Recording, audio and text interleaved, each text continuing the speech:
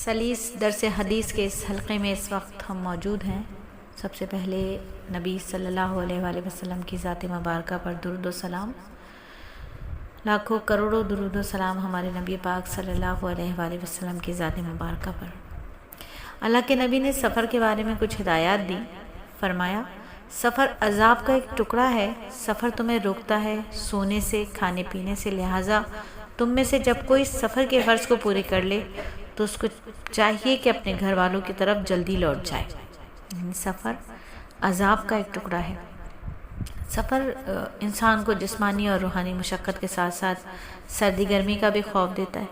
سفر میں سردی گرمی کا بھی خوف ہے، چوری ڈکیتی کا بھی خوف ہے، آرام ٹوٹ جاتا ہے۔ خاص طور پر جو پچھلے زمانوں کے جو سفر ہوتے تھے، موجودہ زمانے کی طرح ان میں ایسی سواریاں نہیں تھیں، تو انسان کو بہت ساری تکالیف برداشت کرنا پڑتی تھی، اور جو سفر کرتا ہے وہی جانتا ہے کہ وہ کتنی پریشانیاں اور کتنی تکالیف اٹھاتا ہے۔ اور اسی وجہ سے حدیث میں سفر کو عذاب کا ٹکڑا فرمایا، اور خاص طور پر حدیث میں کھانے سونے پینے کو مثال کے طور پر پیش کیا گیا، ورنہ سفر اور بھی بہت ساری چیزوں سے روک دیتا ہے، جیسے عیدین نہیں پڑھ سکتا، نماز عیدین نہیں پڑھ سکتا مسافر، نماز جمعہ نہیں پڑھ سکتا، نماز مکمل نہیں پڑھ سکتا، روزہ وغیرہ میں آسانی ہے۔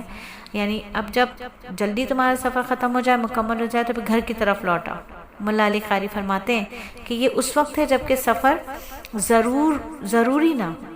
علامہ خطابی رحمۃ اللہ علیہ فرماتے ہیں کہ واپسی جلدی لوٹ آئے تاکہ جمعہ عیدین جماعت کی نماز وغیرہ زیادہ سے زیادہ فوت نہ ہو۔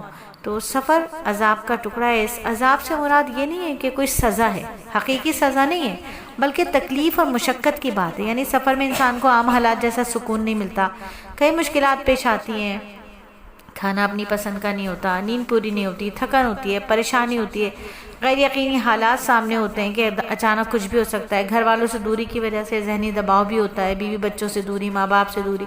تو نبی صلی اللہ علیہ وآلہ وسلم نے فرمایا کہ جب انسان اپنے سفر کا جس مقصد کے لیے اس نے سفر کیا ہوتا ہے، مثلا کوئی سفر تجارت کے لیے ہوتا ہے، کوئی تعلیم کے لیے ہوتا ہے، کوئی کام کے لیے ہوتا ہے، تو جب وہ پورا ہو جائے تو پھر بلا وجہ سفر کو طول نہیں دینا چاہیے، بلکہ جلد از جلد اپنے گھر واپس آ جانا چاہیے۔ اب ہم اس حدیث میں ہم کیا دیکھتے ہیں کہ اسلام آسانی اور راحت آرام کو پسند کرتا ہے، غیر ضروری مشقت سے بچنے کی تعلیم دیتا ہے، اور پھر گھر والوں کے حقوق کا خیال رکھتا ہے کہ بلا وجہ دور نہیں رہنا چاہیے، وقت کی قدر کرنا چاہیے، اپنا کام مکمل ہوتے ہی واپس آ جانا چاہیے۔ سفر صرف ضرورت کے تحت ہونا چاہیے، نہ کہ فضول گھومنے پھرنے کے لیے ہونا چاہیے۔ تو حدیث ہمیں کیا سکھا رہی ہے؟ حدیث سکھا رہی ہے کہ سفر اگرچہ کبھی ضروری بھی ہوتا ہے، لیکن اس میں تکلیف ہوتی ہے، تو انسان کو چاہیے کہ اپنا کام جلد مکمل کرے اور اپنے اہل و عیال کے پاس واپس آ جائے، کیونکہ گھر کا سکون سب سے بڑی نعمت ہے۔